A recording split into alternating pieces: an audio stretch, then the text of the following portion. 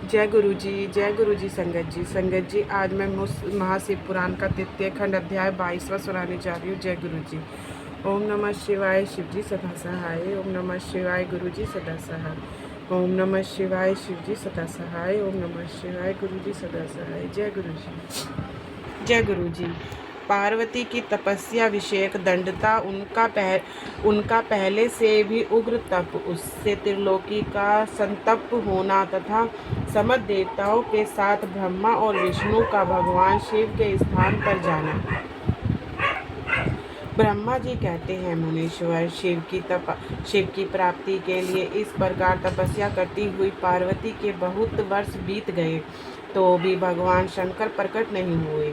तब हिमाचल, मैना, मेरु और मंदराचल आदि ने आकर पार्वती को समझाया और शिव की प्राप्ति को अत्यंत दुष्कर बताकर उनसे यह अनुरोध किया कि तुम तपस्या छोड़कर घर को लौट चलो।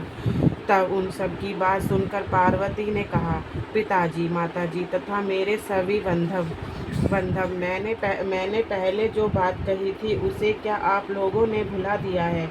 अस्तु, इस समय भी मेरी जो प्रतिज्ञा है उसे आप लोग सुन लें। जिन्होंने रोज से कामदेव को जलाकर भस्म कर दिया है, वह महादेव जी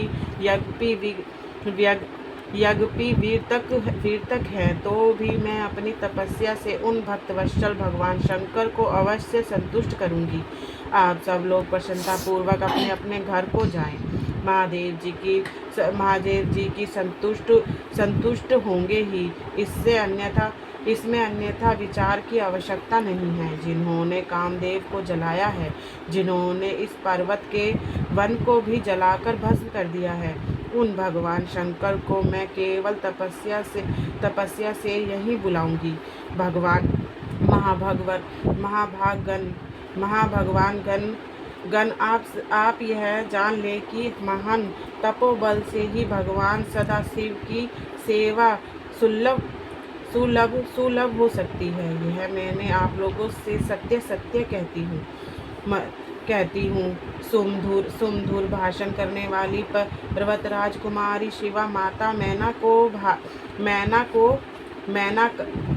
मैनका भाई मैनाक, पिता हिमालय और मंदराचल आदि से उपयुक्त बात कहकर शीघ्र ही चुप हो गई। शिवा के ऐसा कहने पर वह चतुर चालाक पर्वत गिरिराज सुमेरु आदि गिरिराज की बार बार प्रशंसा करते हुए अत्यंत विषम्य हो जैसे आए थे वैसे ही लौट गए। उस सब के चले जाने पर सखियों से घिरी हुई पार्वती मन में यथार्थ निश्चय करके पहले से भी अधिक उग्र तपस्या करने लगी। मुनिश्रेष्ठ देवताओं और असुरों, मनुष्य और चराचर प्राणियों सहित समस्त त्रिलोकी उस महती तपस्या से समत हो उठी। उस समय समस्त देवता, असुर, यक्ष, किन्नर, चारण, सिद्ध, संध्या, मुनि, विद्याधर, बड़े बड़े नाग, प्रजापति, गुहाक तथा अन्य लोग महान से महान कष्ट में पड़ गए, परंतु इसका कोई कारण उनकी समझ में नहीं आया। तब इंद्र आदि सब देवता मिलकर गुरु बृहस्पति से सलाह ले बड़ी विह्वलता के साथ सुमेरु पर्वत पर मुझ विधाता की शरण में आए। उस समय उनके सारे अंग सम्मत हो रहे थे। वहाँ आ मुझे प्रणाम कर उन सभी व्याकुल और कांतिहीन देवताओं ने मेरी तुष्टि करके एक साथ ही मुझसे पूछा, प्रभु, जगत के सम्मत होने का क्या कारण है? उनका यह प्रश्न सुनकर मन ही मन शिव का स्मरण करके विचार पूर्वक मैंने सब कुछ जान लिया।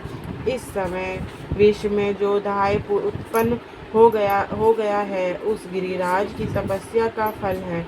यह जानकर मैं उन सब के साथ शीघ्र ही श्री सागर को गया। वहां जाने का उद्देश्य भगवान विष्णु से सब कुछ बताना था। वह मुझ पर देखा वहां पहुंचकर देखा भगवान श्री हरि सुखद आसन पर विराजमान हैं। देवताओं के साथ मैंने हाथ जोड़कर प्रणाम पूर्वक उनकी तुष्टि की और कहा, महाविष्णु, तपस्या में लगी हुई पार्वती के परम उग्र तप से सम्मत हो हम सब लोग आपकी शरण में आए हैं। आप हमें बचाइए, बचाइए। हम सब देवताओं की यह बात सुनकर शेष शैया पर बैठे हुए भगवान लक्ष्मीपति हमसे बोले। श्री विष्णु ने कहा, देवताओं, मैंने आज पार्वती की तपस्या का सारा कारण जान लिया है। अतः तुम लोगों के साथ अब परमेश्वर शिव के समीप चलता हूँ। हम सब लोग मिलकर यह प्रार्थना करेंगे कि वह गिरिराज को विहार कर अपने यहाँ ले आवे। इस समय समस्त संसार के कल्याण के लिए भगवान से शिव के प्राणी ग्रहण के लिए अनुरोध करना है। देवादिदेव पिनाकधारी भगवान शिवा को वर देने के लिए जैसे ही वहीं उनके आश्रम पर जाएं, इस समय हम वैसा ही प्रयत्न करेंगे। अतः परम मंगलमय महाप्रभु रुद्र जहाँ उग्र तपस्या में लगे हुए हैं, वहीं हम सब लोग चलें। भगवान विष्णु की यह बात सुनकर समस्त देवता आदि हठी, क्रोधी और जलाने के लिए उद्यत रहने वाले प्रलय कर रुद्र से अत्यंत भयभीत हो बोले। देवताओं ने कहा, भगवान, जो महाभयंकर कालंगी के समान दीप्तिमान और भयंकर नेत्रों से युक्त हैं, उन रोष भरे महाप्रभु रुद्र के पास हम लोग नहीं जा सकेंगे, क्योंकि जैसे पहले उन्होंने कुपित हो दुर्जय काम को भी जला दिया था, उसी प्रकार वह हमें भी दंड कर डालेंगे। इसमें संशय नहीं है। मुने, इंद्र आदि देवताओं की बात सुनकर लक्ष्मीपति श्री हरि ने उन सब का सांत्वना देते हुए कहा। श्री हरि बोले, हे देवताओं, तुम सब लोग प्रेम और आदर के साथ मेरी बात सुनो। भगवान शिव देवताओं के स्वामी तथा उनके भय का नाश करने वाले हैं। वह तुम्हें नहीं दंड देंगे। तुम सब लोग बड़े चतुर हो, अतः तुम्हें शंभु को कल्याणकारी मानकर हमारे साथ सबके उत्तम प्रभु उन महादेव जी की शरण में चलना चाहिए। भगवान विष्णु पुराण स्वरूप सर्वेश्वर वर्णीय परमात्मा, तपस्वी और परमात्मा स्वरूप है। अतः हमें उनकी शरण में अवश्य चलना चाहिए। प्रभावशाली विष्णु के ऐसा कहने पर सब देवता उनके साथ पिनाकपाणि शिव का दर्शन करने के लिए गए। मार्ग में पार्वती का आश्रम पहले पड़ता था। अतः उन गिरिराज नंदिनी की तपस्या देखने के लिए विष्णु आदि सब देवता कौतूहल पूर्वक उनके आश्रम पर गए। पार्वती श्रेष्ठ तप को देखकर सब देवता उनके उत्तम तेज से व्याप्त हो गए। उन्होंने तपस्या में लगी हुई उन तेजोमयी जगदम्बा को नमस्कार किया और साक्षात सिद्धि स्वरूपा शिवा देवी के तप की भूरी प्रशंसा करते हुए वह सब देवता सब स्थान पर गए जहाँ भगवान वृषभध्वज विराजमान थे। मुने, वहाँ पहुंचकर सब देवताओं ने पहले तुम्हें उनके पास भेजा और स्वयं वह मदनहनकारी भगवान हर से दूर ही खड़े हो गए। वह वहीं से यह सब देखते रहे कि भगवान शिव कुपित हैं या नहीं, कुपित या प्रसन्न हैं।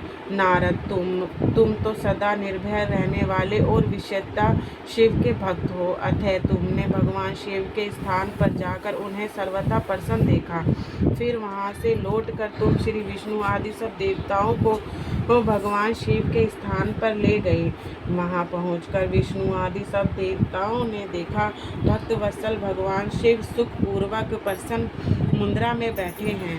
अपने गणों के घिरे हुए शंभु तपस्वी का रूप धारण किए योग तट पर आसीन थे। उन परमेश्वर रूपी शंकर का दर्शन करके मेरे सहित श्री विष्णु तथा अन्य देवताओं, सिद्धि और मुनीश्वरों ने उन्हें प्रणाम करके देवों और देवों और उपस्थित दिनों के शत्रु द्वारा उनका सत्वन किया। जय गुरु जी, शुक्राना गुरु जी, अनंतम शुक्राना।